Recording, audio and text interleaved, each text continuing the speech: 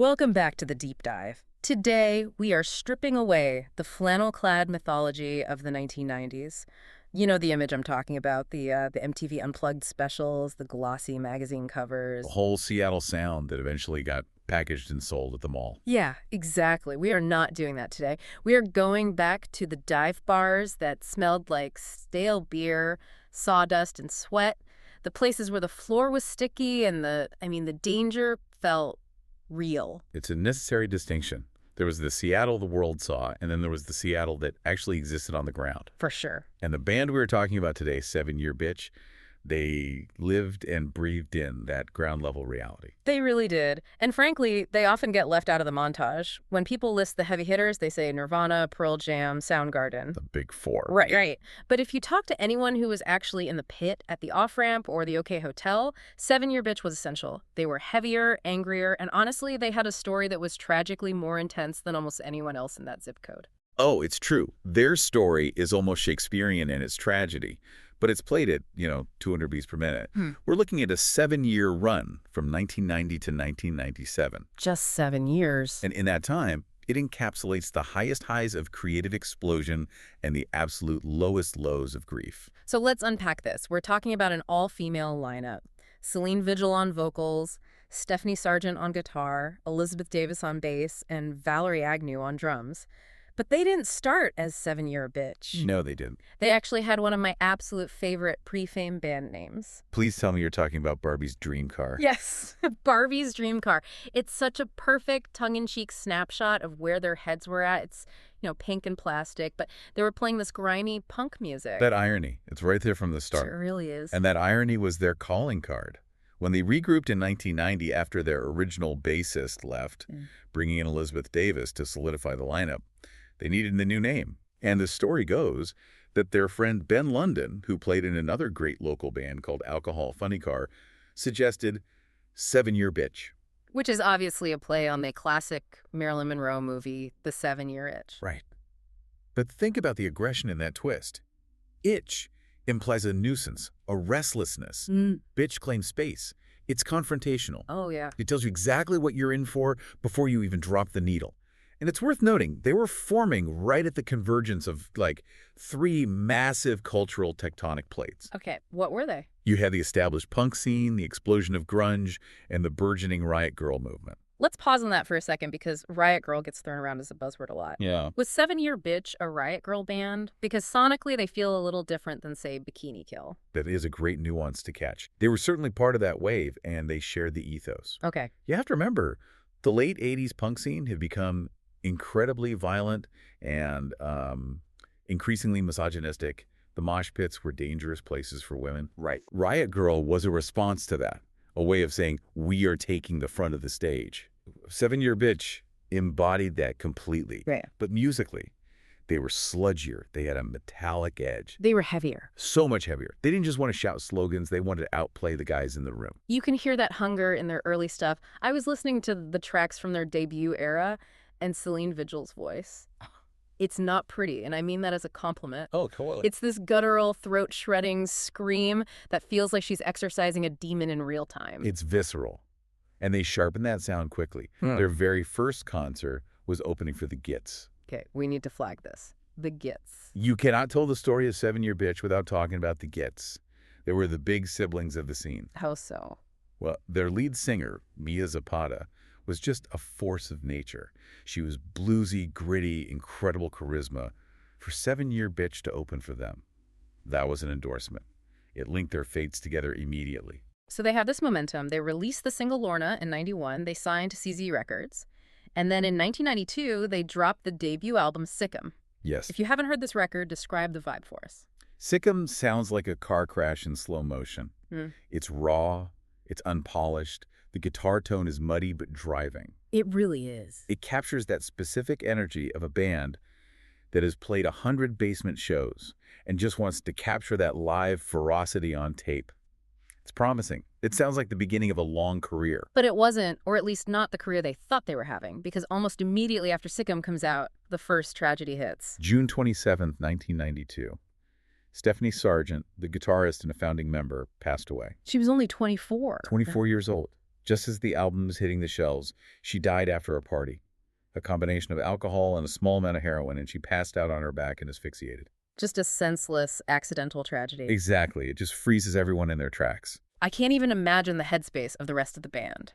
You finally hold your debut record in your hands, you're ready to tour, and suddenly your guitarist, your friend, is gone. Most bands would just fold, right? You'd think so. You'd pack it up. Yeah. And there was a period of intense grieving and uncertainty. But, and this is where we start to see the steel in their spines, they didn't stop. No. In fact, they moved with a speed that might seem shocking to an outsider. They recruited Roisin Day as the new guitarist later that same year. That feels complicated. On one hand, it shows incredible resilience. On the other, did people judge them for moving on so fast? There's always that tension. But you have to understand, for them, the music was likely the only thing holding them together. A lifeline. Exactly. If they stopped playing, they would just be sitting in the silence of that loss. Playing was a way to keep Stephanie's work alive, to keep the entity they built together breathing. And a Roisin Day stepping into that situation. An impossible situation, Yeah. but she fit. She brought a slightly different energy, maybe a bit more technical, but she kept the machine moving. So they are back on their feet. They are navigating this new normal. They are writing new songs. It's 1993. And then the unthinkable happens. It's hard to overstate how devastating this next event was, not just for the band, but for the entire Pacific Northwest. We were talking about Mia Zapata. July 7th, 1993. Mia Zapata, the front woman of the Gits, the woman who had mentored them, befriended them, the heart of the scene. She was raped and strangled to death while walking home late at night in Seattle. It is just horrific. And the timing, it was almost exactly a year after Stephanie died. A year and 10 days.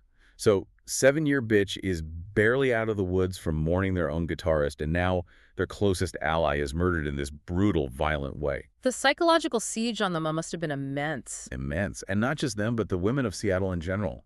The city didn't feel safe anymore. The darkness wasn't just in the lyrics, it was on the street corner. This is where the story pivots from band biography to something much deeper. Because their response wasn't just to write sad songs. No. They got angry. Fury is the right word. Their second album, released in 1994, is titled Viva Zapata, A tribute. a tribute to both Stephanie and Mia.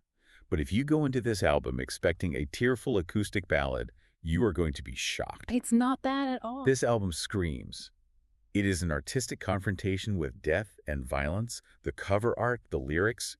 It's the sound of women who are backed into a corner and are coming out swinging. But they didn't just limit it to the art, did they? This is the part of the deep dive that really blew me away. They took that anger and turned it into infrastructure. Let's talk about Home Alive. Yes. This is their most tangible legacy. Valerie Agnew, the drummer, didn't just want to mourn. She wanted to change the equation. She co-founded Home Alive. And this wasn't just a raise awareness campaign where people wear a ribbon, was it? No, it was practical. It was visceral. Home Alive was an organization dedicated to anti-violence and self-defense training. They were teaching women how to fight. How to break a hold, how to be aware of their surroundings. All of it. They offered sliding scale classes to ensure anyone could access them. That is such a profound shift, to go from we are musicians to we are going to teach you how to survive an attack. It was a necessity. The police investigation into Mia's murder was dragging on. It actually went unsolved for a decade, and the community felt abandoned. So Home Alive was the community saying, we protect us. That 7-year bitch was right at the center of that. Absolutely. They organized benefit shows, notably the Rock Against Domestic Violence show in April '94. Who was on that bill? It was a powerhouse lineup. You had 7-year bitch, Babes in Toyland, Jack Off Jill. Wow. These were bands that were loud, unapologetic, and completely uninterested in being nice.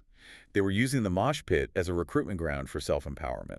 So, in the mid-90s, you have this band that has weathered 2 massive tragedies, produced 2 intense albums, and helped build a self-defense organization. They are arguably the most credible band in existence at this point. You'd be hard-pressed to find one more so. And then the major labels come knocking. It was inevitable. By 1995, every A&R guy in a suit was scouring Seattle for the next Nirvana.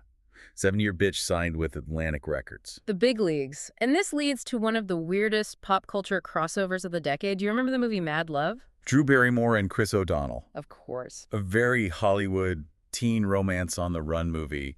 And somehow 7-year bitch ends up on the soundtrack. Not just on the soundtrack, they are featured. The scratch and icy blue are in the film. It's this jarring juxtaposition, isn't it? You have this gritty, trauma-hardened punk band providing the backdrop for a mainstream Drew Barrymore movie. Just shows you how weirdly commodified that whole scene was becoming. So did that major label shift change their sound? They released their third album, Gato Negro, in 1996. Gato Negro is polished, certainly more so than Sikkim, but it hasn't lost its teeth. It's perhaps a bit more groovy, a bit more rhythmic. Right. You can hear the maturity in the songwriter. They weren't just reacting anymore, they were composing. Right. But the cracks were starting to show in the foundation.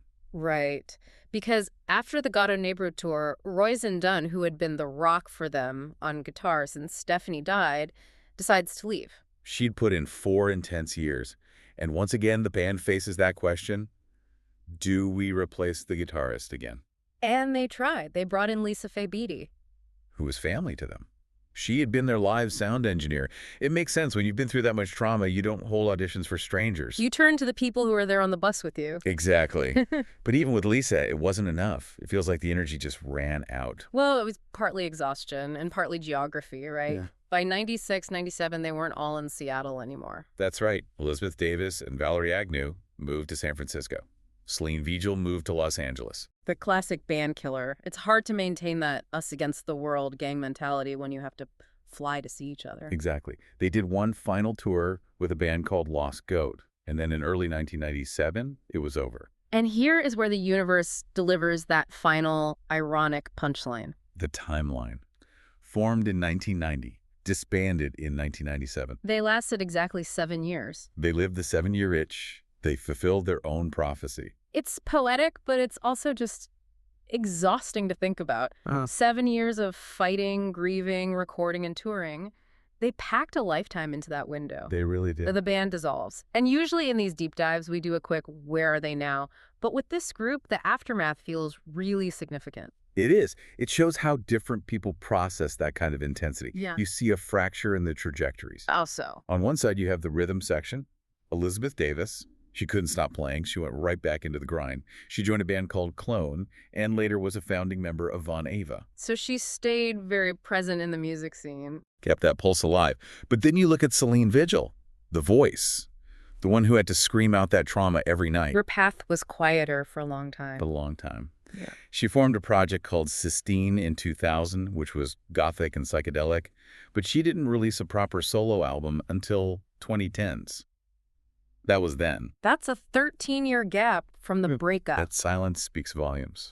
Sometimes, after you've given that much of yourself, you just need to step back. And we have to mention Lisa Faye Beatty, who joined right at the end. Lisa had a fascinating creative life. She worked in film. She played in a band called Smooch Nub. She had a solo act. But tragically, the shadow of early death that haunted this band wasn't quite done. Lisa passed away in 2011. Yeah. It's heavy. When you look at the whole picture, Stephanie, Mia, Lisa, it feels like the music was almost secondary to the survival. I think that's the key takeaway here. If you just look at the charts, 7-year bitch is a footnote. They didn't sell 10 million records like Pearl Jam. But if you look at the fabric of the scene, they were the steel reinforcement bars in the concrete. They're the ones who proved you could keep going. Right. They took the Seattle sound, which everyone associates with rain and heroin and vague angst, and they gave it a spine. They showed that the community wasn't just about partying together, it was about protecting each other. Then Home Alive. Home Alive saved lives. That is a legacy that charts can't measure. It brings up a question I've been mulling over while reading through these notes. We talk about how the environment shapes the art, the gray skies, the isolation.